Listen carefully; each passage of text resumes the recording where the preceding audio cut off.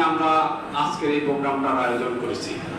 একটা হলো এই ভাইগুলো, যে ভাইগুলোর পিছনে শিবির মেধা ব্যয় করেছে, সময় দিয়েছে, যাদেরকে সাথী শপথ নেওয়া হয়েছিল, সদস্যের শপথ যে ভাইরা আমরা নিয়েছি, সেই শপথকে আমরা ইচ্ছাকৃতভাবে ভঙ্গ করেছি না শপথটা এখনো আছে?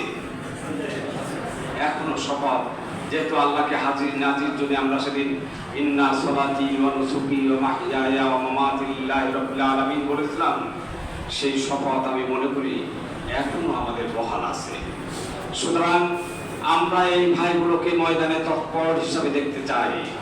আমাদের এই হারানো মানিকগুলো যদি আজকে মূল সংগঠনের সাথে ওতপ্রোতভাবে কাজ করে, তাহলে আমরা জিউরগাছা উপজেলা জামাত যে জায়গায় আছে সেই জায়গা থেকে এক লাফে আমরা 1 নম্বর রাজনৈতিক সংগঠনে পরিণত হতে পারি। এই জন্য আমি এই ভাইদেরকে আজকে সক্রিয় ভূমিকা রাখার উদাত্ত আহ্বান এবং একটা ক্ষেত্র তৈরির জন্যই মূলত আজকের এই প্রোগ্রাম। 2 নম্বর হচ্ছে আমাদের সাংগঠনিক এবং বায়তুল মাল পক্ষ চলছে। এই সাংগঠনিক এবং বায়তুল মাল পক্ষে প্রতিবারই আমরা প্রাক্তন ভাইদেরকে ডাকি। আমি সেই পক্ষের ভিতরে আপনাদের কাছে অনুরোধ করি, উপজেলা আমির হিসাবে যদি আমার কোনো ত্রুটি থাকে আপনারা আজকে নির্দেশ দেয় বলবেন।